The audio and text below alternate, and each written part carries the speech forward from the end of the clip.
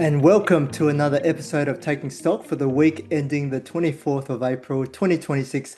I'm Kien, Trinh, Head of Research at Stock Doctor, and joining me today is our Senior Portfolio Manager, Matthew Swartz. How are you, Matt? How was your trip away this week? Yes, I went to a very dear friend's wedding in Shanghai for a few nights, but back on deck Tuesday morning. And God, there's a lot to get through with regards to market announcements and broad macro data. So a lot to talk about today. Yeah, definitely. But before we begin, just a quick reminder, the information we provide today is of a generic nature and doesn't consider your personal situation or needs. Remember, shares are volatile, so any past performance aren't an indicator of future performance. But markets, they remain focused on geopolitical risks. Investors are watching developments in the Middle East closely, but at the same time, they are positioning for a potential resolution. We're seeing a rotation slowly out of energy and into those beaten up sectors like real estate and also tech. But that's happening against a backdrop of weakening fundamentals.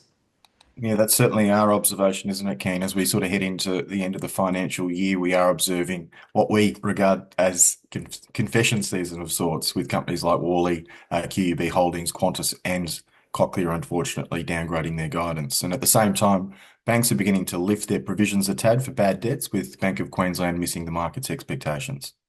Yeah, we'll do a full bank review once the banking reporting season completes, but it is an early signal that conditions are tightening, costs remain elevated, and demand is softening.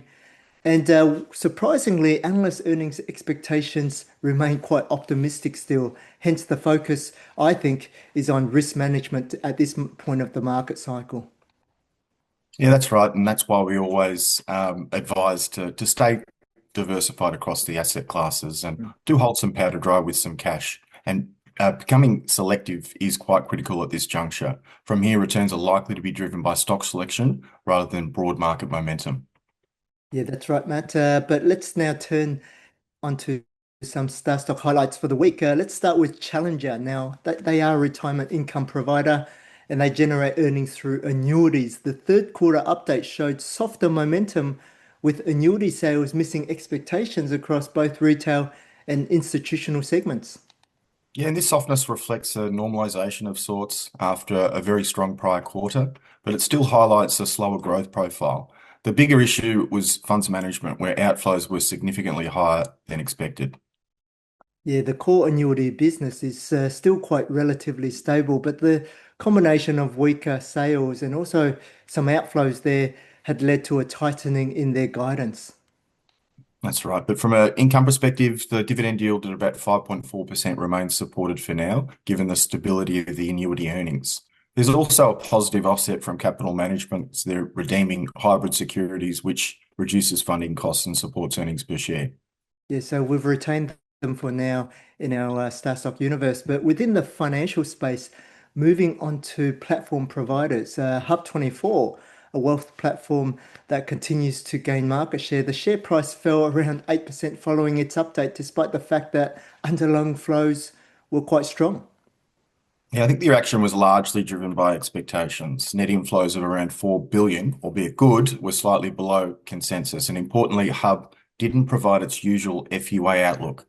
That created uncertainty, particularly compared to net wealth, which beat expectations and did reaffirm their guidance.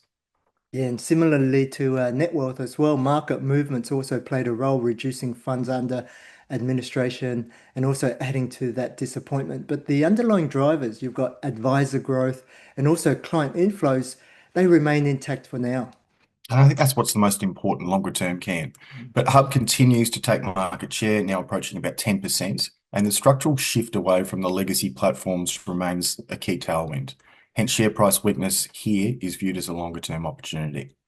Yeah, definitely for us anyway. But what about Premium PPS, the code here, another platform, but with a focus on high net worth and also more complex portfolios? The update showed that funds under administration is tracking ahead of expectations. And I think the quality of growth is the key point. Inflows are being driven by segments like Spectrum and Scope Plus, which support more sophisticated investment strategies. These areas tend to be more scalable and higher margin over time. Yeah, and just remember the platform is undergoing a restructure and transition process, and there are still some offsets from legacy outflows and near-term restructuring costs, but these are expected to moderate over time. While smaller and more complex than its peers, Praemium does have that potential to deliver stronger margin expansion if execution continues. Plus, it's also paying a decent gross dividend yield at around 5%, so you're getting both growth and yield at the same time here.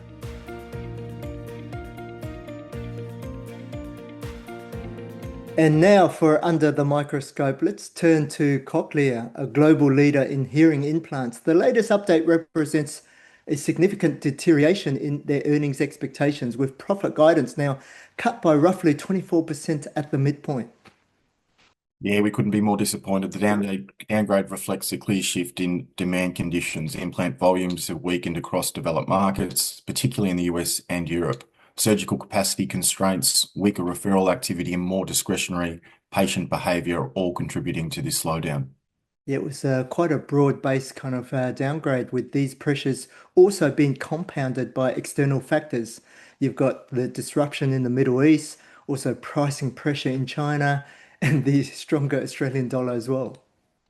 Yeah, and the product cycle has also underwhelmed. The Nexa implant launch hasn't delivered the expected differentiation, limiting pricing power and increasing competitive pressures. As a result, margins are declining alongside volumes. Yeah, but looking back though, the risk was building, especially on Stock Doctor. You had earnings revisions, they had been trending lower. You've got short interest as well. They moved above that 5% threshold, signaling growing skepticism, especially given that the company, they retained their guidance despite disappointing in the first half. And the decision to maintain that guidance early in the year made the downgrade even more abrupt. And that does highlight a broader issue. Earnings are proving more sensitive to demand and execution than previously had been assumed.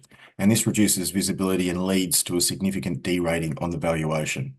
Hence, there is a reason why the stock looks very cheap. Also be mindful of the healthcare stocks like CSL, which retained guidance at its first half result despite missing the market's expectations. Investors will need to be patient from here. Waiting for confirmation through results can reduce the risk of stepping into further earnings downgrades.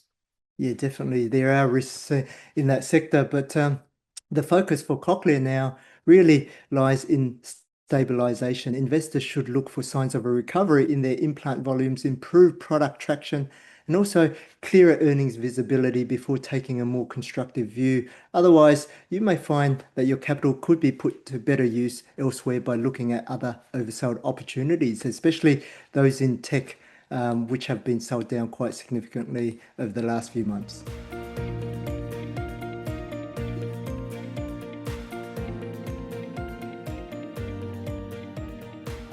And now for question of the week. Now, it's a timely question given the Cochlear downgrade we saw this week, but the question is, how can one identify emerging risks across stocks, particularly in the current climate of higher inflation and global uncertainty? Well, I think a good starting point, Kien, is the earnings revisions, which is a reflection of the analyst community's expectations for future earnings. Now, if a company is maintaining its guidance despite a weakening earnings profile, it's important to question how sustainable that outlook and guidance is. Management tends to be more optimistic, so revisions across the analyst community often provide a clearer signal. And let's not forget under Golden Rule 4, there's that short interest functionality, and it's quite a useful indicator. It reflects the so-called smart money.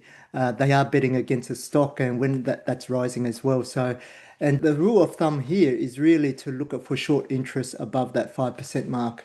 It often signals increasing concerns around that earnings risk as well. And look, the broader earnings landscape also matters, particularly across potentially a peer group. Companies exposed to rising costs, weaker demand, or higher interest rates are oftentimes more vulnerable, particularly if they lack pricing power and have lower profit margins. Yeah, and we spoke about that last week with companies in the transportation and also agriculture and construction sectors as well. But recent announcements also provide some additional insights. You've got early signs of pressure that could come through, whether it's in the volumes, the margins, or customer behavior, often appearing before formal earnings downgrades. And for investors more sensitive to downside risks, we obviously have tools like SD30 TSR, which is effectively a 30% stop loss. And this can help you manage drawdown and volatility. Using Cochlear as an example, an earlier exit at about $245 would have protected your capital. Yeah, definitely, Matt. But also just be mindful with these kind of stop losses. There are trade-offs, including higher churn in your portfolio, but also there could be false signals as well, meaning you may be stopped out only to see the share price recover soon after. But that brings us to the end of this week's episode of Taking Stock. And thanks again, Matt, for your insights. I know how busy it is, especially now and over the next few weeks with the bank reporting season continuing. Yeah, it never stops, Kien, but it's a pleasure joining you. And look, if you do have someone who would benefit from StockDog, please feel free to share our referral link. We value your support. Definitely. And until next time, have a happy, healthy, and prosperous week ahead.